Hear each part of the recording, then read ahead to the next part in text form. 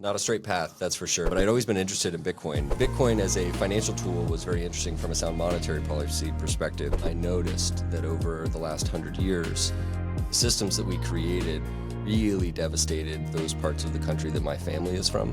This idea was moving through me that I couldn't ignore. I knew that I had to move on. So I left my job in April. It creates a finite resource in a way that we've actually never had in the history of the world. The current system that we have requires the trust of a lot of central institutions that have shown that they're not always necessarily trustworthy. The agentic AIs are going to eventually be paying other agentic AIs or paying other businesses essentially, and they're going to need a mechanism to enact that payment process. We have to be able to find like what's true and what's not. We can actually use blockchain to help verify this too. It behooves you to understand every month that you wait, you are getting further and further behind. So I think we are in the pivot. I think we are at the point where things are going to go exponential. I think it is unavoidable.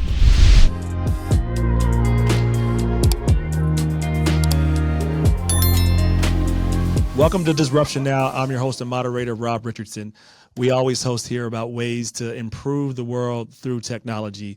And today I'm talking about blockchain and crypto. Actually, my first kind of really deep dive into technology. I obviously do AI now too, but I'm here with Andrew Burchwell, who is the leader of the Ohio Blockchain Council. He's been an innovator for a long time. But before we get to him, I want to make sure that you all are subscribers. If you're watching us here on YouTube, please hit that subscribe button. You know, 90% of you are not subscribers, so how more people can learn about ways to disrupt the world is by actually becoming subscribers. That allows us to expand our reach, impact more people, and make them understand the power of technology that is nothing to be feared, but to be embraced and to learn. So if you get a chance, please do that. As always, we appreciate you and keep disrupting.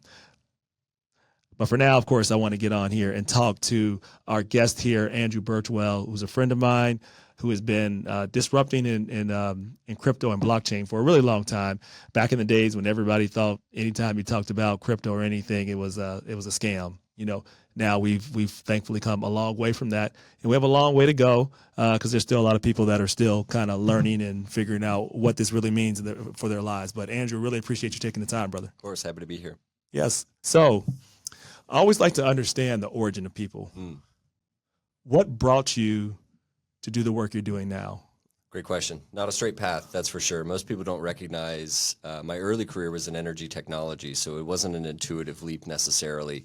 I was working at a company called Battelle that was doing research development to commercialization and novel technologies generally, but mostly focused on energy. But I'd always been interested in Bitcoin from very early on, actually, in the process. And of course, I think like a lot of people, wish I would have acted on that a little sooner than I did. You know, don't always have as much as we would want in the realm of cryptocurrency. But Bitcoin as a financial tool was very interesting from a sound monetary policy perspective, just as a personal interest. It was about 2020, 2021 when my professional career had a direct intersection to that through crypto mining, Bitcoin mining specifically. And when I was looking for kind of new and adventurous things to do with my time, Bitcoin mining became really interesting to me from a commercial development perspective. In doing that, starting in 2021, we recognized pretty quickly that, you know, just like the nature of decentralized technology is going to empower people at more local levels of jurisdiction, and it allows you to empower yourselves as individuals, I recognized that states were going to become very important jurisdictions in policy in ways that we wouldn't necessarily want federal policy to be a one-size-fits-all solution. Exactly. Before you get into that, sure, because I do want to hear about your exact path, but I really want to know more about like why you chose this path. What inspired you? Why was it you that chose this path? Good question. Humbly, I will suggest that at that time, there was nobody else that wanted to do this type of work, and I just happened to be uniquely positioned to do it. Right. So I like to say that the work was waiting for me to kind of show up and realize that it needed to be done. I would say behind all of that, truly, my faith in God led me on this path, and I think in that way it really, a light was shined on what I was capable of doing in ways that were not necessarily what I had been doing or what I was trained to do, but I really felt like I was put in a position to affect this work because this is very meaningful work, and because, you know, frankly, I felt like this was my work to do. This was the way I could contribute to the ecosystem and to the people that could use these tools. and a lot was learned along the way, but it really was that sort of faith that led me to take a leap. I mean, Yeah. ultimately, I left a very solid career behind to do something that was uncertain, but I felt like it was very important, and I felt like, COVID, we learned a lot, and I learned Yeah. life is short, and we might as well do what's meaningful with our time, and this felt like the most meaningful thing that I could do with my time. Yeah, COVID was one of those moments in time that were just really kind of critical moments for really generations. I said this on my last podcast, though. I think millennials and now to some extension Zers are having these like moments all the time. It's like it used to be like just one in generation. We have like 3 per generation, which I find very interesting. But I want to hear more. We're going to dive more into the crypto. Sure. You told me that your faith inspires you. I like to ask this another way too. What is your story? Okay, and when I say what is your story, I'll give you my example of my story of who I am. Right, I am still that kid I'm still that kid whose teacher told them there was no way you're going to be able to achieve your dreams because you're not a good student. Right, I'm that kid that not is proving her wrong, but proving myself right, defining myself. No matter what I do, I'm always that person. That's really my story. What's your story? I was that kid that was told from a very early age that I was gifted. And I think like a lot of children who find themselves on that path, you can think that that is an easy way through in life, and then was met with the challenges of the realities of the world. But I think behind that, I'm rooted in this understanding of where my family comes from and the development and history of their legacy, particularly in the Ohio River Valley, the Appalachian region. And what I started to tell as far as my story goes is why I'm doing this. The why is because I noticed that over the last 100 years, the systems that we created really devastated those parts of the country that my family is from. And I look to the example of where my grandmother grew up on the Ohio River. And when you go to that town now, it is underserved, it's impoverished. It's largely decimated by what we've done as a global society over the last 80, 100 years. But I have to imagine that when she was a kid and when she was growing up there, that was actually a really tremendous place to live. I mean, when you look for what makes a place great to live, it's natural resources, it's industry, it's the ability to have a strong community. And there are thousands of those communities, particularly in this region, that were devastated by the decisions that we made, I would say, largely from a global monetary policy perspective, Yes. so from a global industrial perspective, where we pushed things out to the coast and then overseas, and then everything that we were doing that really served the foundation of the industrial heritage of this country, and particularly this region, were left behind, and those people were left behind too. So not only from a monetary perspective, but from an energy and a resource perspective, I noticed that there was a lot that needed to be reversed. And I felt like these tools, the reason why I think these tools are so impactful is because I think that they are the thing that can uplift those communities again, and I think bring us back to that holistic sense of building meaningful communities and building them everywhere, and not just in big cities or on the coasts or elsewhere. It really was for me an undoing of the things that I saw happen to those communities that my families are from. So. Yeah, so you were disrupting the status quo. I love it, and definitely a disruptor. So take me back to that moment. So it sounds like the critical moment was during COVID, and you got involved with Bitcoin mining, and that suddenly changed your trajectory, and you left the safe job. Walk me through when you knew that it was the right decision, or you just took that leap of faith. You knew it was time to take the full leap of faith, leaving something that was secure into something relatively, nothing's really secure, honestly, if you look at it, but it feels secure. Yeah. What made you take that leap at that moment? I give all credit to God there, because it felt like something was moving through me in a way that I could not understand. But at that moment in time, and I'll remember, I took a trip to see my sister in Albuquerque, New Mexico, and had a 10-day trip where I was really able to reorient myself. It was a hard year through 2020. Everything 2020 was going a rough on in year. the world for everybody. We were kind of seeing ourselves come out of it, and in a new way. I really was struck by how powerful it was just to be there with my siblings as adults, really for the first time meaningfully in our lives. And I just had this epiphany that everything that I was chasing after, whether it was accolade or credential, whatever it might be, wasn't as fulfilling as just the time that I was spending with them. And I came back from that trip and I knew that something had to change.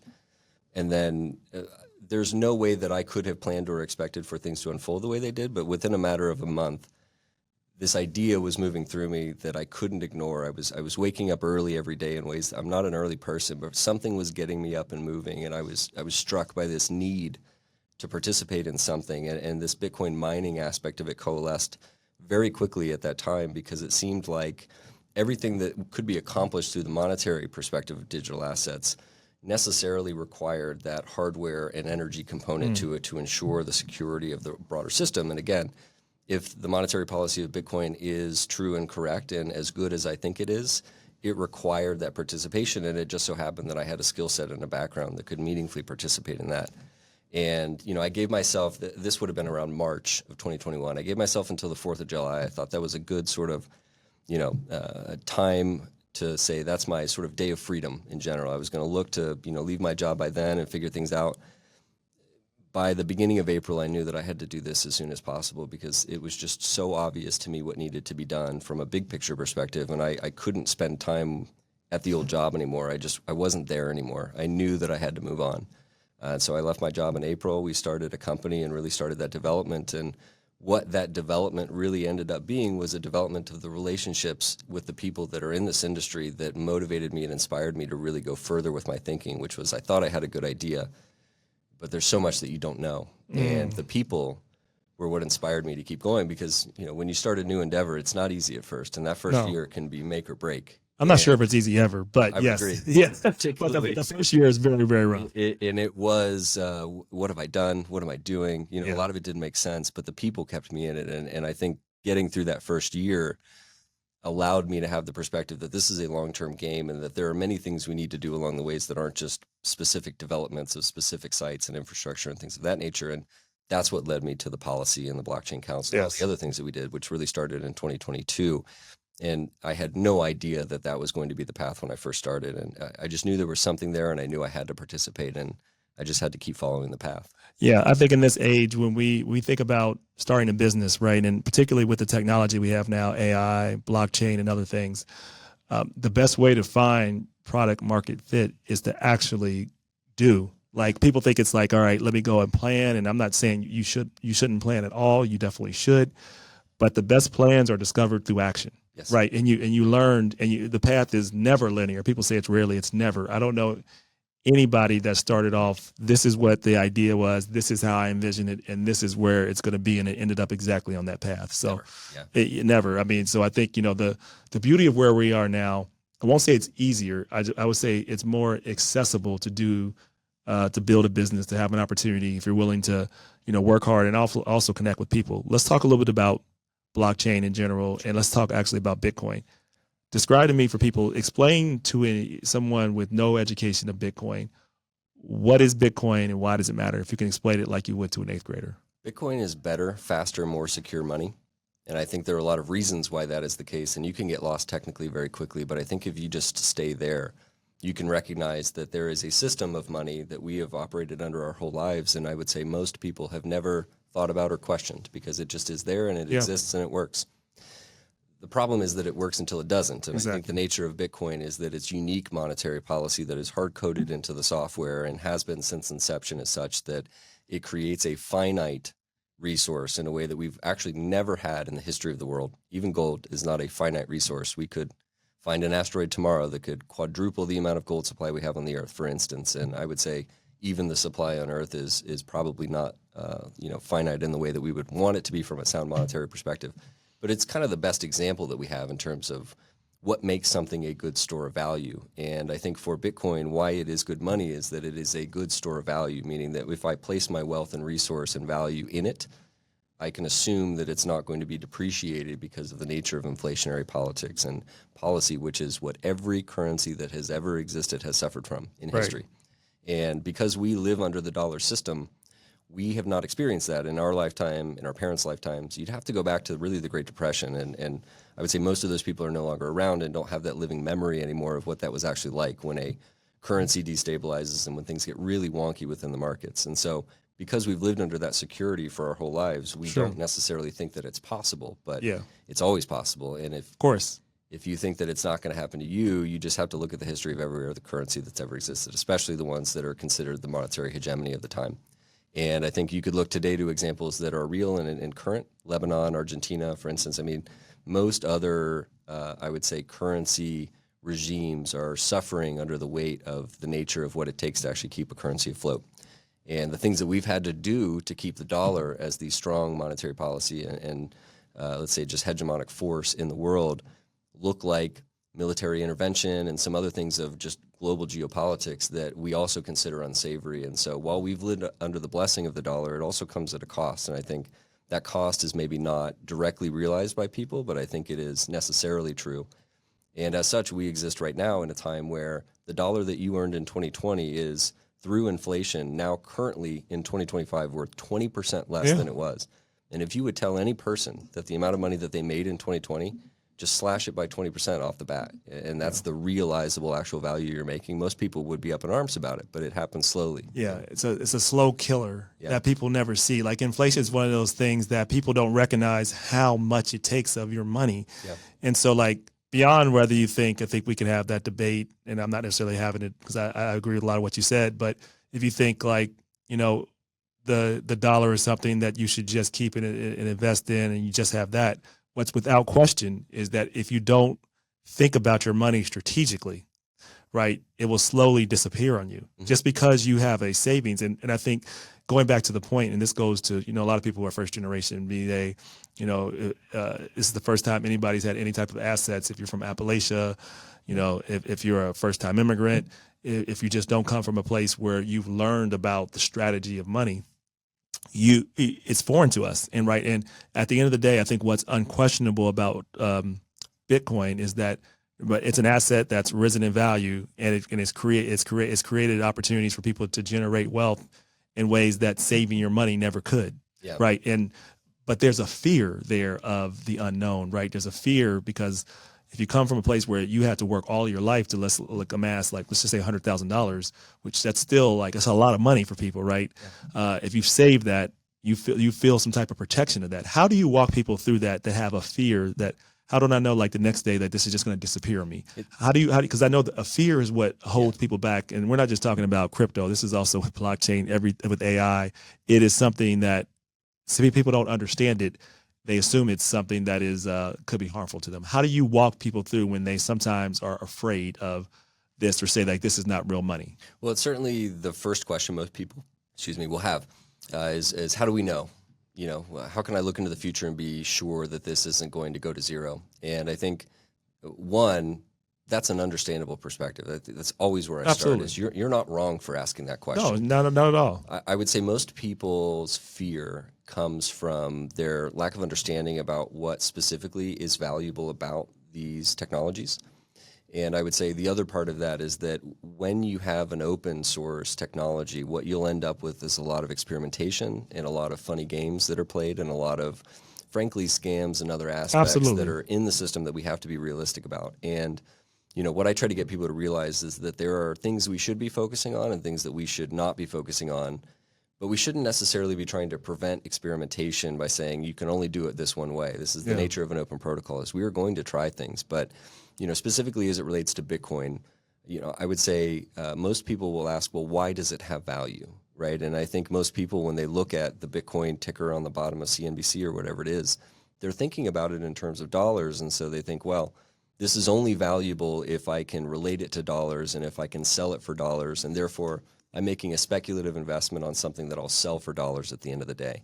Most people miss that the technology itself inherently performs a function. It has a utility, and that utility is the transference of value globally and instantaneously and at low cost. And as long as you stay there, you'll realize there is a utility that is actually very, very useful. So why do people want Bitcoin? Why do they pay so much money? I mean, Bitcoin being $100,000 is a hard unit of denomination to get your head around. So why would any one piece of digital code be worth $100,000? It's because then I can use that protocol, the infrastructure, the rails of Bitcoin to transfer that value globally, instantaneously, and at low cost. Yeah. And that utility, and coupled with the finiteness of Bitcoin, means that there's only so much that's available at any one time, and therefore the ability to transfer that value is also scarce. Yeah. And so if I want the ability to transfer a lot of money quickly and at low cost, I need to have access to this protocol, and I need to have access to the tokens themselves. Yeah. So I need to own Bitcoin in order to use Bitcoin. Now we're stuck in this paradigm of I want to own the Bitcoin, but I want to hold it, and I don't want to use it because I think it's Right. going to keep going up in value. And so you end up in this And sort of and nothing will catch-22. completely go up in value forever, right? Well, that's fair too. And Yeah. I think, we have to be looking long term, but we do have to be thinking about how can we move the needle in the next 5 Right. to 10 years. And if I assume Bitcoin's going to continue doing what it's doing, I'm actually incentivized not to use my Bitcoin, which is tricky. The middle ground there, and this is something that's, I would say, happening very quickly and very recently, is that we're recognizing that the protocol itself is valuable, even if you're speaking the language of other currencies. Right. So I can pay in dollars. Let me back up there because Yeah. you said a lot here. So Sure. I want to break it down Yeah. for the viewers. Like some are technical, but a lot of people get lost on blockchain. Even people like it feels like a complicated technology. It's not as complicated as people make it. But Yes. how I would simplify it is why it's valuable is because it's one word, really. I mean, speed is a part of the optimization, but it's trust, right? It's trust. It's the ability to say, because, governments manipulate money, others can manipulate money, and no one has ever hacked the Bitcoin infrastructure, ever. That's correct. Like, say that. No one's ever hacked it. Think about what you can say of what system it's never been hacked. Right. Right. Now, it doesn't make a guarantee it'll never be hacked, but the fact that it hasn't been hacked should really tell you something, because it's been around for a long time. And believe me, people have tried. Well, right. There's a And big it's a incentive. system that, very quickly, I want to say this, money is valuable because we trust in the system, right? And because it has value because we assign it value, we're able to tell the transactions that everybody has had. And we know that at the end of the day, whether the Bitcoin today is worth 15,000, 100,000, we know for sure whatever it's worth at that time, when it's transferred from X to Y, it's transferred, and we know that person, once they send it here, it went there. We know that for sure. You can't really say that with any other system. So it's really about trust, and of course being able to send it quickly without having to go through, 10 weeks and talking to a bank and getting this person approved, this person, that person approved. But it comes down to trust, right? And people are hesitant to trust it, but once people understand the technology of it, it's easier to trust. Yeah, and I would say there's a tremendous incentive to have hacked the network, just given the value of Absolutely. the network. And so the idea that it has been hardened and secure for its entire lifetime is a point to note. And also in that trust environment, the current system that we have requires the trust of a lot of central institutions that have shown that they're not always necessarily trustworthy. Correct. And also comes at a cost, right? With that middle sediment layer of banks and Visa and MasterCard, et cetera, is a 3 to 5% fee on every transaction. Absolutely. And now we have a protocol that does that inherently by nature, has solved a very deep technical problem about how to ensure that I'm not sending you money and sending that same money to somebody else at the same time. And it does it quickly. And we'll get to why that speed matters as it relates to AI later, I'm sure.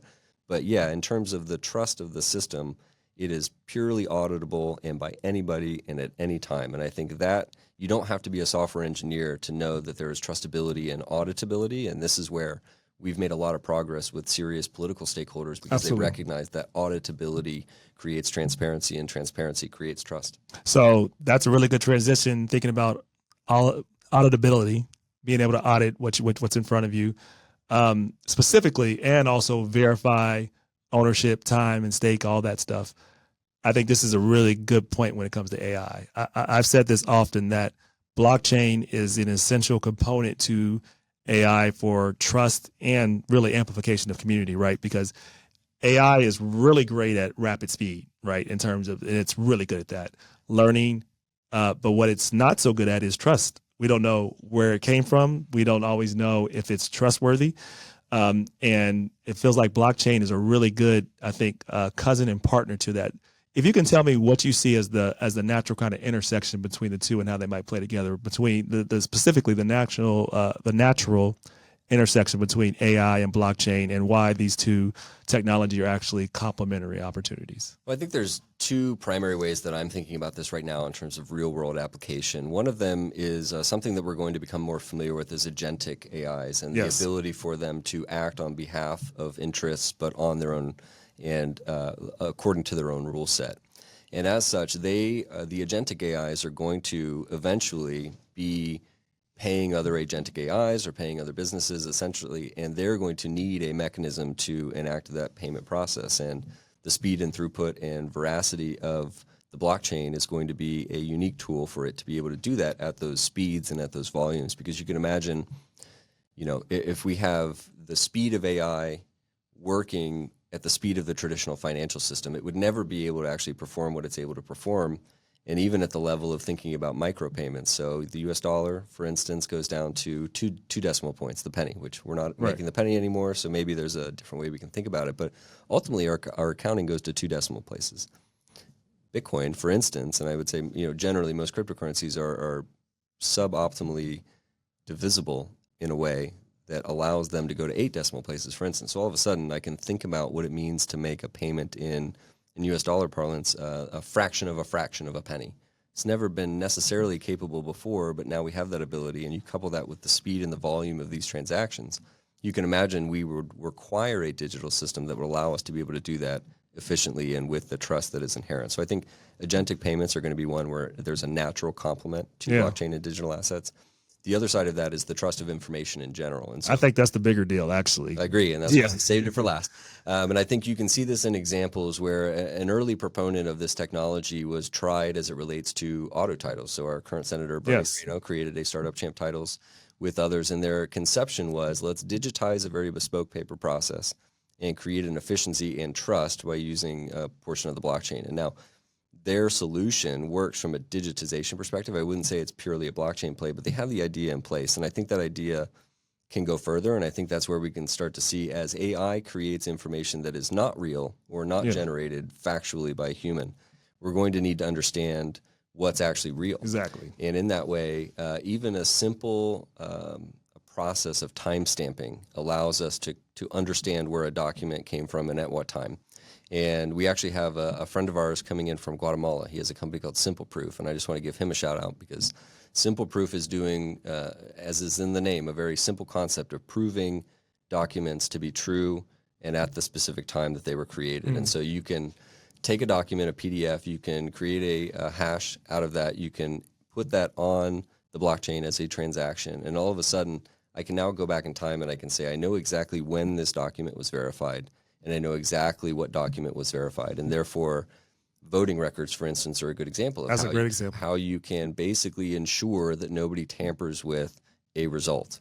And you can do that for the pure volume of any election or any process. This could be true for any government record, essentially.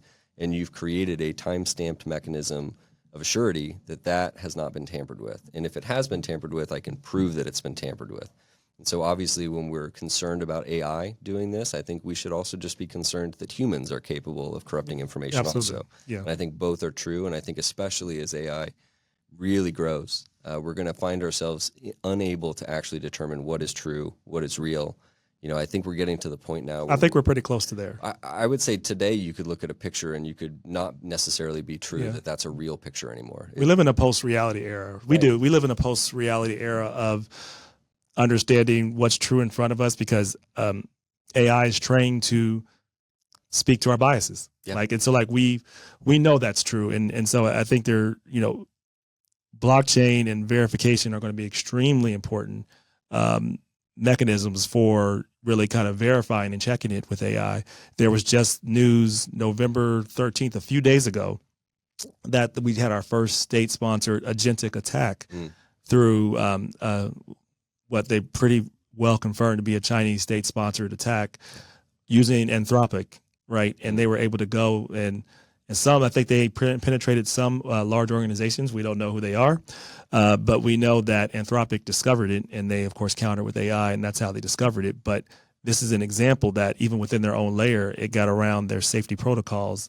So we have to be able to find what's true and what's not, and really verify things outside of AI. I think there's going to be AI too, but what I don't hear enough talked about is that we can actually use blockchain to help verify this too, and not just rely on AI singularly, because to your point, humans can do it, but AI will be able to do it at scale that humans never could. This attack was the first time we had an agentic attack that was it's about 90% done by agents, only 10% of human effort, which tells you the future of what is not coming, what's already here. If that's already possible, we know that the democratization of AI means that low-level teams will be able to do this very soon. So we have to really be thinking about security at multiple levels, and I think AI plays a big role there. Well, I think any technology can be used for good or can be used for evil. And I think in that way, we have to recognize that the moment is ours for the choosing in terms of how we approach how to use these tools. But you can also imagine these on their own are very technically complex topics. Yes. And so getting a person to understand one is a tremendous feat. Now understand both and then understand how they intersect and relate. Yeah. I mean, I hope we've tried. They These are are hard problems. Yeah, exactly. And so I think in that way, we need to have the courage to try to figure out how to use these tools for good, because we can be certain that these tools are going to be used against us. Absolutely. Yeah. So if you had to say, when people think about crypto and blockchain, what do they get wrong most often? I think they miss that this is not a speculative game. This is a game of utility. And it goes back to what we were talking about earlier, that most people think that these things are mostly funny money and don't have any inherent value or use. And I think that could be true for a significant portion of the broader crypto ecosystem. Yeah, I want to talk about that after you get through with that. Go ahead. I would say it's mostly noise, right? Yes. Mostly noise in terms of the volume of things that exist. And of course, we have very bad examples of people doing horrible things that aren't necessarily even related to the technology itself. FTX was a good example of pure fraud that had very little to do with digital assets or their potential or things of that nature.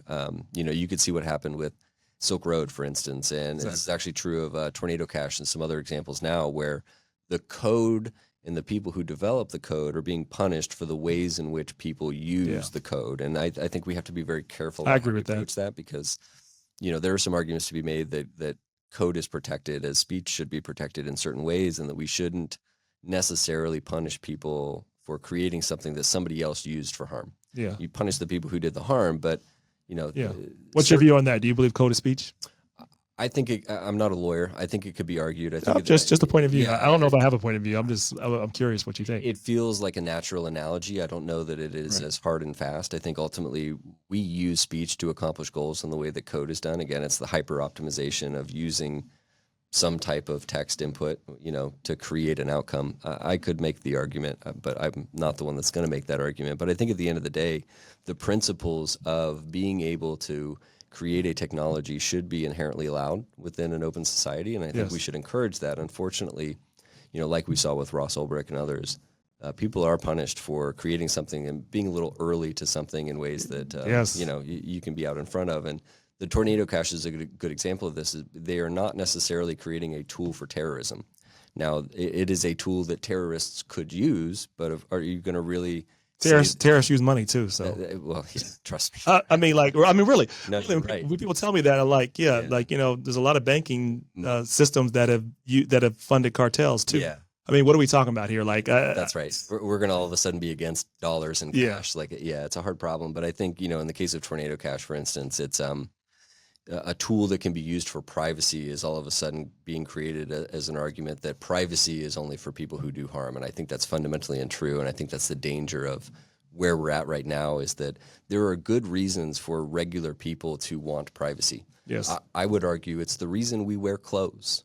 There aren't things necessarily that should always be open and made available to the public. And I think in that way, privacy is an inherent human right.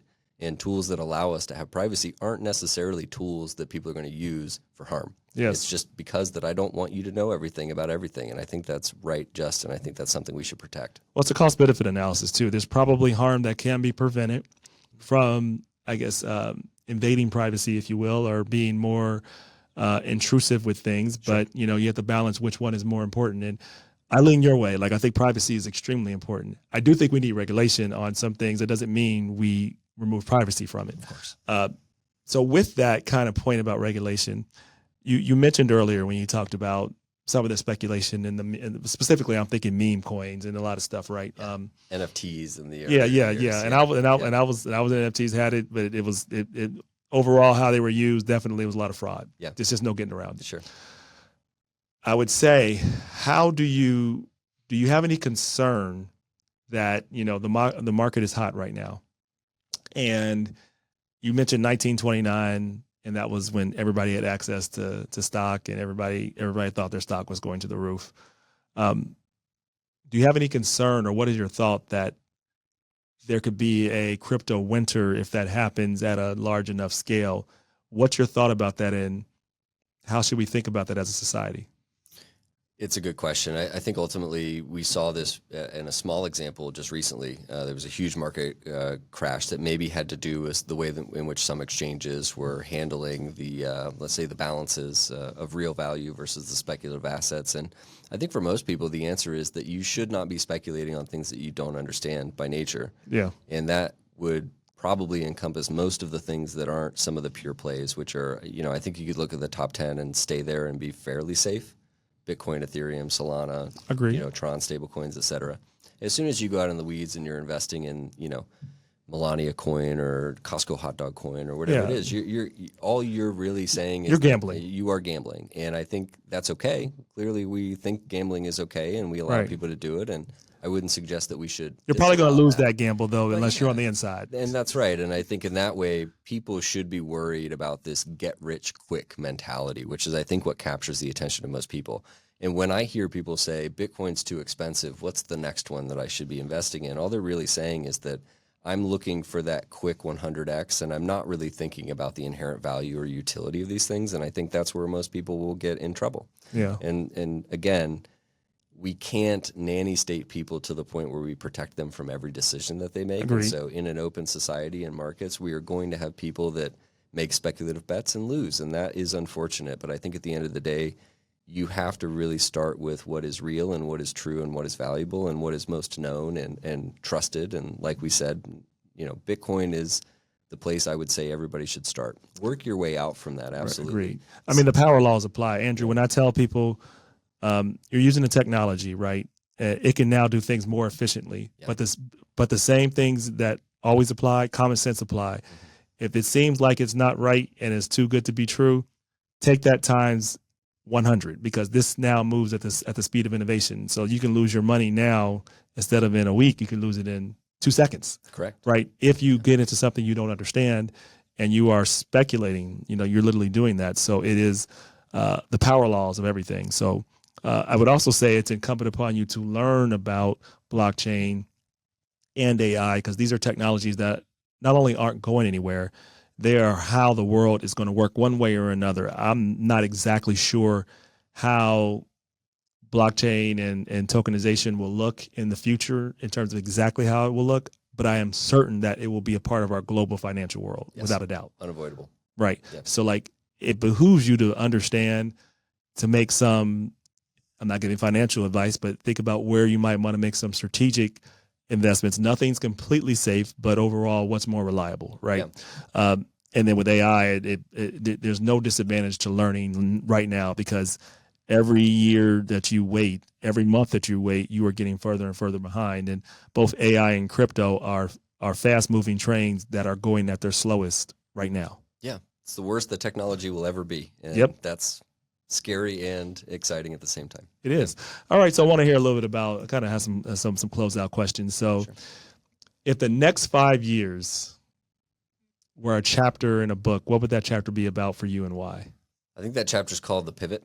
And I would say you could think about this in terms of, so we have this thing called the S-curve, which is a typical curve of adoption of most things over time, which is that it starts out really slow, and then it ends up curving, and you get this really, really exponential growth, and then it plateaus at some point. And the history of technology is that essentially we have been jumping from S-curve to S-curve over time, right? And as things grow exponentially, we're moving very fast, and things can get very tricky, but they can also be very exciting, and things can happen much faster than we think they will happen. And I think that is the next 5 years. I think we are in the pivot. I think we are at the point where things are going to go exponential. I think it is unavoidable, like you said, but I think the momentum behind these ideas is so strong that we can't pull that back any longer. I think it's too known now. 4 years ago, we were still trying to get people to understand this, right, from a policy perspective or otherwise, and now we're seeing nation-state governments take this on meaningfully, and many of them, and all at once. And I think in that way, it is going to become very fast, very quickly, and I think in that way, we are going to see a very different future 5 years from now, just based on the way this is already moving. And so I think that's true for us personally, as we are in the middle of these and as we are early adopters and champions of these technologies. Our lives are going to get very crazy, because people are going to be looking to us more and more and more to help them through this, because this is going to happen so fast. It may be the fastest change in history just based on the way history moves. And I think any technological adoption is necessarily going to be like that. But just imagine that this is the fastest that it's ever been because of what's possible with compute, AI, and otherwise. And so I think in that way, we need to be ready to be good stewards of communities, of society in general through these tools and not fall victim to things that might be sort of traps in the middle of that. And so I think for us, it's recognizing the moment, recognizing that all of the things that we've worked for have gotten us here and that it's only going to get faster and crazier from here. So, I think that's exciting, but I also think it's going to be work. So. Yeah. All right. What will we be celebrating a year from now with you, with the world, whatever you want to choose? Well, I'm looking forward to getting married. Oh, that's right. Fiance. Congratulations. We're going to look forward to that. I think as a Cincinnati native now, I'm looking forward to immersing myself in this community and really allowing that to help me be a broader stakeholder for the state of Ohio. As someone who's lived in Columbus my whole life, I'm excited for that. I think Cincinnati is a great city, and I think it's also on the rise in ways that other cities are not. And I think recognizing that is an opportunity to see that we can be part of some really pivotal and transformational change.